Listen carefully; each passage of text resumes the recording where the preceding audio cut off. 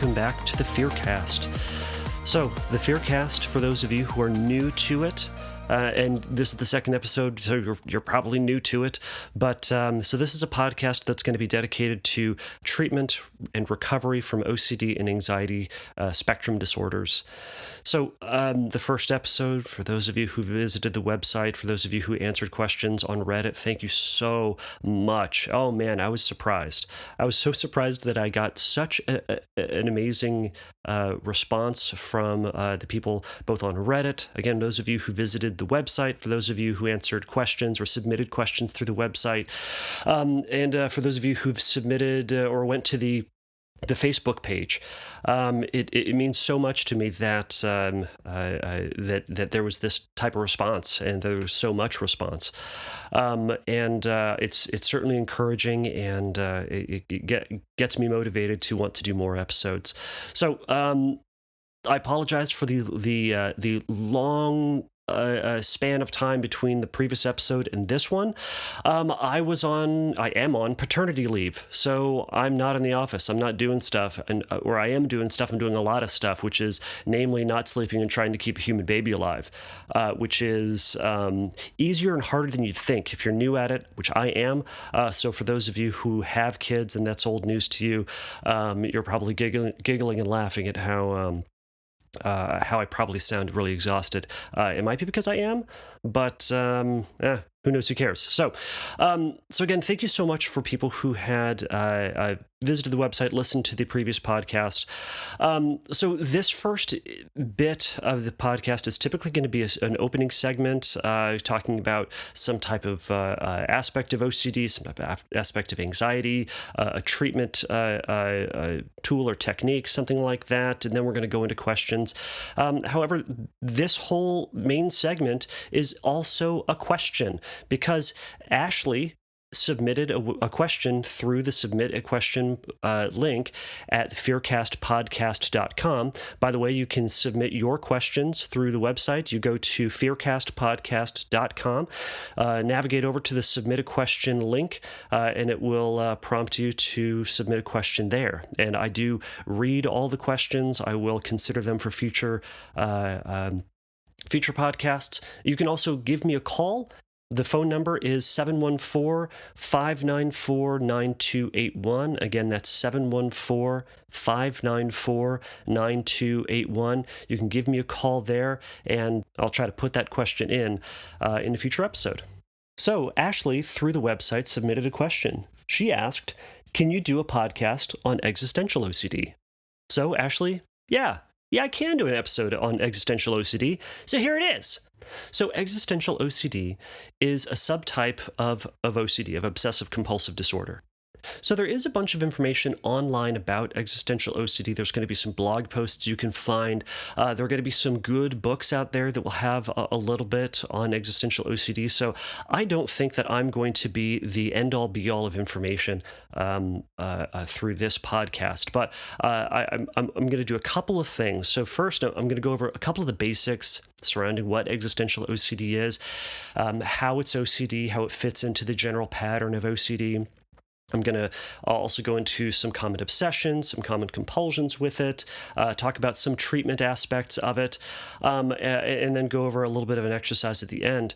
But one thing that I do want to do, and if you do listen to the end of the episode, we're going to go over some of these things. I'm going to go over some of the answers to some of the most common existential questions that my clients suffer with, and some other folks who experience existential OCD. So if you listen through to the end of the podcast, some of those questions that are really common with existential OCD, I'm actually going to answer. So I'm going to give you some of those, some of that information that hopefully you're probably looking for. So, but you are going to have to listen through to the end. Right off the bat, I just want to dispel a bit of a misnomer, a bit of a misconception that people have about OCD. You're going to hear a lot about these different subtypes. There's going to be existential OCD. There's going to be relationship OCD. There's going to be HOCD, which is shorthand for homosexual OCD or sexual orientation OCD. There's going to be harm OCD. There's going to be all sorts of stuff. A lot of people do get really bent out of shape about the different subtypes, and that one needs to be treated especially different from another, or that this one is worse than all the others, or this one over here. You hear this one a lot, actually, from a lot of the folks who have pure OCD. They'll say, "Oh man, it must be so easy just to have simple like washing, checking OCD because it's so easy. I mean, I can stop washing my hands. It's super easy." So you'll hear different types of people talking about, or different folks with OCD talking about their OCD being worse or better, but they're all the same. They're ultimately speaking, all subtypes of OCD are going to be the same in that they follow the same OCD pattern. So they are all going to be unwanted, intrusive thoughts, feelings, images, sensations, or urges, and they're all going to cause some type of significant distress. So the DSM calls it marked distress. They cause significant pain. So this isn't the standard like, oh man, I hate when things are out of order. Oh man, I hate, I don't like when my hands are sticky either, but whatever. It's going to cause some severe anxiety, some severe discomfort, and it's really going to get in the way of some aspect of your life. So existential OCD can have some commonalities between some other types of OCD. So there are going to be some aspects that'll fall kind of into a religious scrupulosity aspect. There's going to be some stuff that might even fall into a relationship OCD aspect of things. But again, the pattern of OCD is going to be what we're looking for. If there's going to be a trigger, that can be a thought, a feeling, an image, sensation. It can be an urge, which leads into the obsession, which I like to call the feared story. It's this thing it's the story that your brain tells you about what's going to happen to you, around you, because of you, in the hereafter. It's something your brain tells you is going to happen, and from that, you typically feel really uncomfortable. You don't like the outcome of that. That story sucks. So we're going to do a compulsion. That compulsion is going to be anything that we can do to try to get rid of that feeling, or try to solve the problem, or to try to answer that question, or to gain some type of knowledge. And then we believe that once we get that answer, once we get that reassurance, then everything's just going to be okay, that we're going to be happy again, that we're going to be whole again, or ultimately that we're just going to feel safe again, safe and certain. And that's the deception, ultimately, that we're going to get that answer. But there's still that promise out there. So with existential OCD, it's oftentimes having to deal with questions about the ultimate purpose in life. They can be questions about, again, back to the religious stuff, it can be questions about my ultimate purpose on earth. It can be the meaning of life. It can be what is my true calling? What is my occupation? What am I truly good at? It can be other things relationally. It can be things like, how do I know my partner? How do I know I and my partner love each other in the same way? Do we experience the same sensations? Are we experiencing the same feelings? Some people will talk about how, are you and I seeing the same color red? So these are or any other colors, or are we hearing the same things? Do we have the same experiences? So these are these big, broad questions, these philosophical questions that sometimes we all ask, but those folks with existential OCD will get caught up on it. I really want you to resist struggling with the content of the obsession and stop treating it as if it were special. So here are some common obsessions that folks with existential OCD deal with. And again, I'm going to miss some. These are just some examples. You can go online and find some others. So some of them are going to be, what is the meaning of life? What if I never find my purpose? How do I know that this is all real? So this kind of falls into two camps. How do I know that this isn't a simulation? Or how do I know I'm not in a coma? So this is where the Matrix kind of gets stuck in there, or Inception, things like that. Another one is, how do I know I'm seeing the same colors as you, as I previously mentioned? What if I'm completely forgotten after I die? And what if everything I did meant nothing? Another one, why am I the person that I am? So this is kind of related to why it is that I have OCD. So it can be, where did it all come from? What was the thing that I experienced way back in the day that caused me to have it? And people can get really caught up in those things, because the answers to those can be really uncomfortable, or a person with existential OCD will really want to know that the answer to it. It's going to lead to these compulsions. So For some, the compulsions are going to be hours and hours and hours of researching answers to get questions about the universe. There's going to be folks who will read philosophy. Folks will watch various movies about the meaning of life. Some folks will as I mentioned, do a deep dive into philosophical readings to find out what these the mental masters had to say about the meaning of life and who we are and what experience is. They might even get into deep into psychology and trying to read a lot about cognitive psychology or social psychology. You can get into spiritual or religious aspects of things just to try to get to those bigger questions, the hereafter questions, the ultimate questions. Some folks will also mentally review their situations from the past or their previous experiences to see if they had a good or bad feeling about something. So they can kind of think about that if they felt right or they felt good about a situation they were in or a time they were in. Kind of sometimes with the simulation existential OCD, they'll think back to see if they had the appropriate feelings. Did they feel right? Did they feel like that they were really connected to who they really are, connected to the now? And they'll go through all of those things just to try to get to a little bit of sense of certainty. Yeah, I know who I was at the time, so therefore I know that this was real, at least at that time. Treatment for existential OCD, we generally treat with cognitive behavioral therapy and exposure and response prevention. So very briefly, CBT, cognitive behavioral therapy, we're going to look at the thoughts we have and how it impacts our behaviors. It's pretty much that simple. So from the thoughts that we have, it's certainly going to impact what we do about them. So where we start with that is something called cognitive restructuring. Now, this is where the average therapist is going to go through the thoughts that you have, and they're going to start to question and start to work through the legitimacy of the thoughts. Do they make sense? Do they not make sense? Can we start to challenge them? Can we start to think about them in a different way? The problem with that when it comes to existential OCD is that's oftentimes where the compulsion is. There's going to be a lot of thought about, does this all make sense? A lot of thinking. And this thought, existential OCD falls into one of those pure O categories. I'm actually not going to go over a whole lot of cognitive restructuring here because, generally speaking, that's the problem. And that's usually a trap. So we're going to skip past that.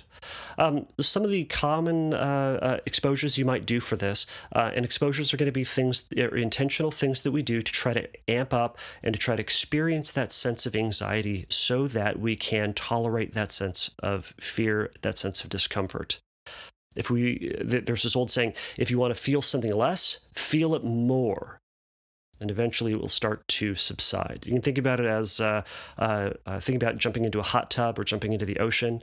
When you first jump into it, it feels really uncomfortable. It's either really hot or it feels really cold. But if you stay in it for 10 minutes or so, it starts to feel less uncomfortable. Your body starts to get used to it. And there's no way that your body is so hot or so cold that you changed the temperature of the ocean or changed the temperature of the hot tub. It's that your body just adapted. And that's what we do with OCD and our anxiety. We can habituate to all manner of things. So that's what we're trying to do with these fears and these thoughts. So some of the common ERP or common exposures that we do with that, we might do or think things that produce that fear. So for some people, it might be watching movies about existential questions. The two ones off the top of my mind are Inception and The Matrix. So, for obvious reasons, how do I know that that my intentions are true? Is that thought put into me? Another one is, how is this all real? Are we just living in some type of false reality that is created by some machine or just the figment of my imagination? Or is the person across from me actually real or just fake? Another exposure one can do is posting or reading existential questions. So some of the feared thoughts that you might have, you can post them up all over your house. You can read through a whole list of them and then resist the urge to go back in and answer them to try to solve them, things like that. Another, people will go and do recorded scripts about never getting the answers to your questions and tolerating that sense of feeling because, again, we're trying to kick up that sense of anxiety and then resist the urge, the response prevention, prevention piece to try to solve that. So we're feeling a discomfort while resisting the urge to try to intentionally get comfortable. Paradoxically, the anxiety oftentimes subsides. We just have to get a little bit of time. Some other exposures you can do. Some people will go to a church or a religious place. Sometimes that can kick up their anxiety. Again, back to or similar to posting existential questions, just going online and reading philosophy or going to books, reading philosophical books about the meaning of life, and that can be uncomfortable, but doing your best to then resist trying to answer it or to try to see how it applies to yourself, or spending excessive amounts of time thinking about how it applies to yourself. This last one can be really dangerous and should be discussed with a therapist who really does know you, knows your symptoms, so that you can get down to, or so you can decide whether or not that's actually a compulsion you're doing or would be a legitimate and worthwhile exposure. So that's kind of existential OCD in a nutshell. Yeah, it's more complex than that, but it's a podcast, and I don't have a whole lot of time. So what I want to move on to, though, is one of the questions that we often have is how do I know it's actually OCD and not genuine existential questions? So something to think about is that we all deal with existential questions at some point in our life, and generally speaking, they're not bad. It can be bigger questions like what is the meaning of life? Why am I here? What do I want to get out of this life? What is there to get out of this life? Other existential questions can be, is there a grander connection between all people? Do we have something between us or within us that is deeper and meaningful and kind of binds us all socially and emotionally and spiritually together? These can be questions that we all answer, or that we all ask ourselves at some point in our life, or we may ask these questions at some point in our life. So with these existential questions, we think about them, we worry about them, we stress about them, we see how they apply to our lives, and when it's not existential OCD, we create a sense of meaning for ourselves, a bit of a guiding light for ourselves, a purpose. It helps to create our worldview. It helps to create the beliefs that we have about ourselves, about other people. It can lead to spiritual beliefs. It can lead to religious beliefs. It can lead to political convictions. And all of these things, generally speaking, are good things. But within that is that we usually also recognize that we can't get the answers to everything, because people have spent thousands and thousands and thousands of years trying to get those answers, and they haven't come up with them. In our own existential process, we usually then give up on the full answering of them, and somehow then take what we have gleaned from it and move on with our life. Now, when that doesn't happen, that's when we get stuck, and that's when it starts to become the existential OCD. And if you have OCD or anxiety leanings, that oftentimes it can lead into getting stuck into that, especially if it becomes this incredible, important, meaningful thing to you, or the I have to answer this sort of thing. Like with every OCD fear or every anxious thought that we can ever have, these existential thoughts by themselves are neutral, neither good nor bad, right nor wrong. They're just thoughts that we can have. Some of us really get something meaningful out of it. Some of us get stuck in them.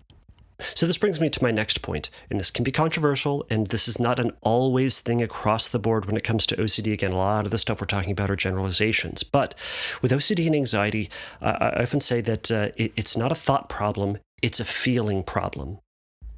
What that means is, generally speaking, you and I can rationalize our way out of the obsessions, the fears that we have. When we think about it, we can usually get to a point where we can say, yeah, I know that thought doesn't really make sense, because we have this logical part to our brain, even though we have this feared part of our brain that's kicking up real hard and it's taking control of our life in some ways. But we have this logical side that says, yeah, I see my fear. I feel it. Sure, it feels uncomfortable, but I see my fear, and I can kind of see it from another person's perspective. I can kind of think about it in terms of the grander picture of things. And I see that it doesn't really make sense. Some examples. I know, ultimately speaking, that throwing up is not the end of the world. Another person might think, I know it's unlikely that I can kick a rock into the street and cause a 27-car pileup, though it feels uncomfortable. I know it's just a little rock. It's probably not going to cause this horrible, terrible thing. Another person might logically also say, I know I can't telepathically give another person an erection.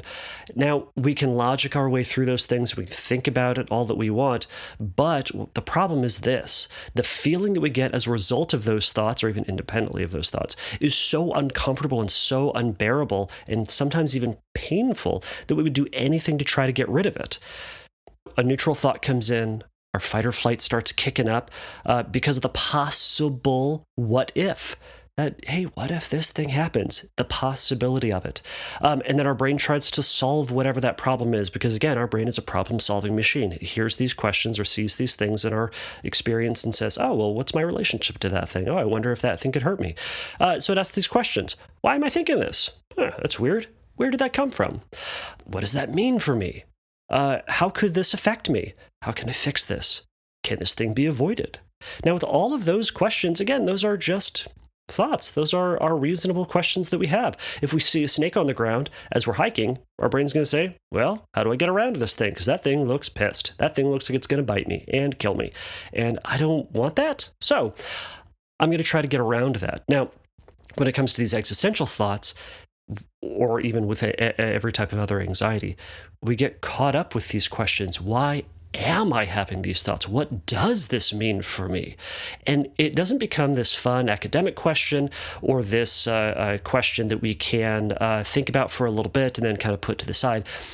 It graduates to become this big and ultimate question because this feeling that we get from it is so unbearable that we have to try to get rid of it. And that's typically what leads to our compulsions. Again, the compulsion is anything that we can do or think about to try to get rid of that uncomfortable feeling or to try to answer that question. So again, why OCD isn't a thought problem but a feeling problem is because if we had the thought without that uncomfortable feeling, generally speaking, we just wouldn't care. We wouldn't think about it at all. An example of this is going to be, if you listen to the first episode, the example is going to be of hearing somebody else's fear and just not really caring. It just doesn't really affect us. We hear that other person's fear and we go, oh man, I wish I had your fear because of X, Y, and Z. Because we see that other person's fear and we don't get all bent out of shape. We don't feel the personal, emotional content of it, so we don't feel uncomfortable. So we don't really have a reason to try to get rid of that fear. So therefore, we don't have to do any compulsions. Which leads me to another thing that I tend to believe, this is generally speaking, but I'm going to be the only therapist on earth that's going to tell you that feelings are stupid. All right? We feel these feelings way too much, especially those of us with anxiety or OCD. Feelings are uncomfortable, they're awkward, they're inconvenient. They show up when we don't want them to. We feel too much of them when we don't want them to. Or we don't have them when we feel that we should have them. And we expect ourselves to have these feelings. So again, feelings are stupid. We give way too much credit to our emotional experience. Now, this isn't to say that feelings are completely useless, but they're information. They're not answers. They're guiding principles or they're guiding information, but they are not, it's not a roadmap to what we should or shouldn't do exactly with our life. So back to our thoughts, though. Because we can rationalize our way out of this, in cognitive restructuring, we would recognize that nobody has ever solved these thoughts, or no one has really solved these thoughts in the thousands of years of philosophical thinking and writings. And I haven't solved these problems in my hundreds or thousands of hours of doing compulsive thinking, compulsive checking, compulsive reading. I haven't solved it. And here's the other part is I probably won't be able to solve it.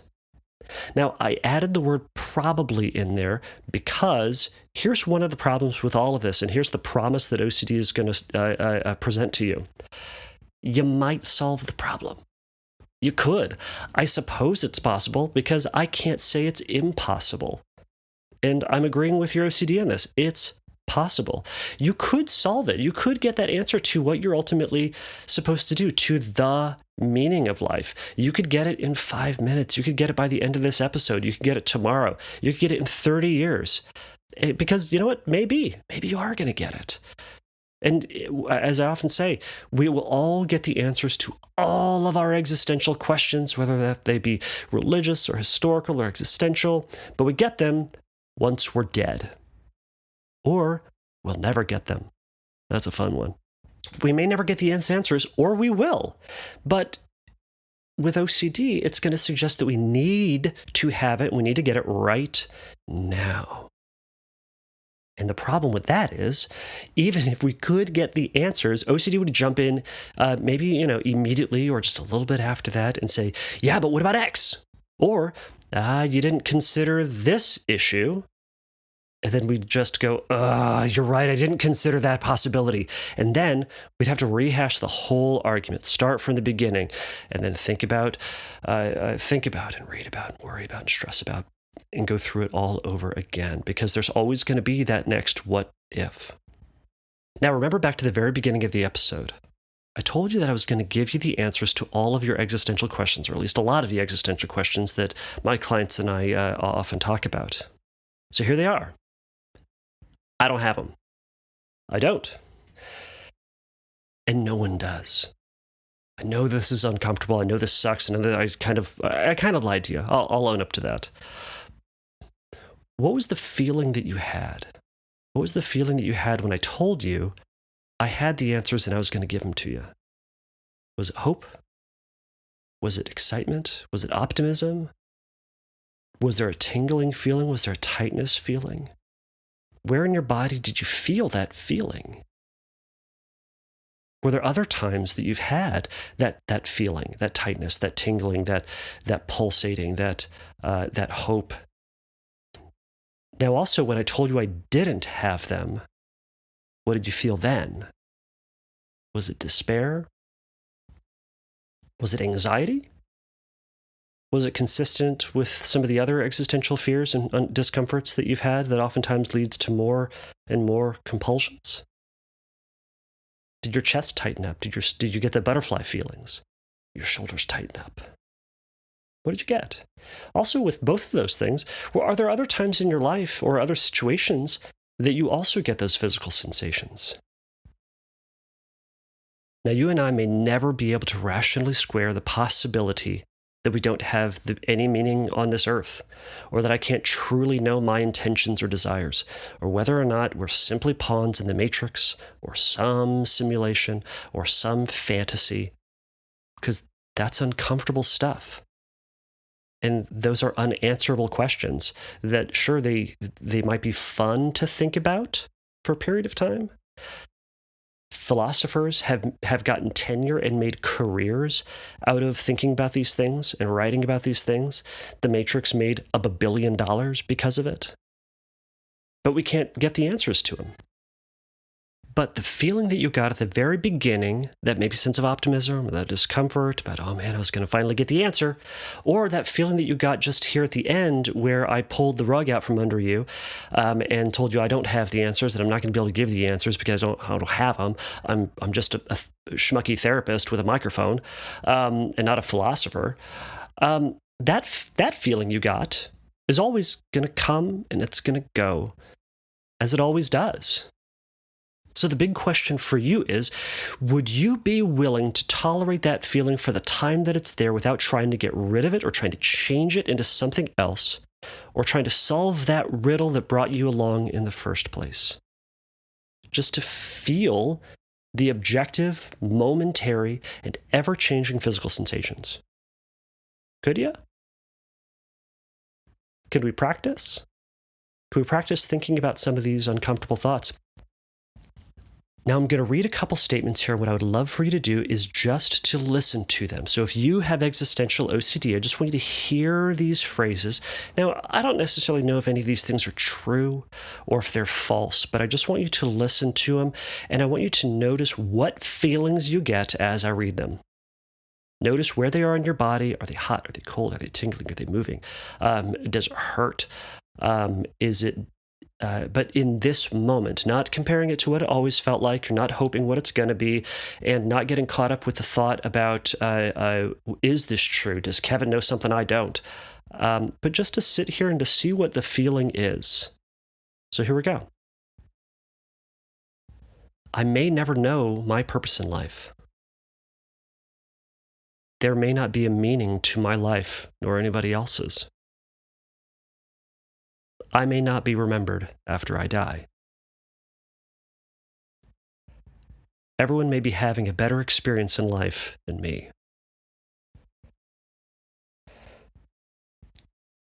Everyone I've ever met and loved may be a figment of my imagination.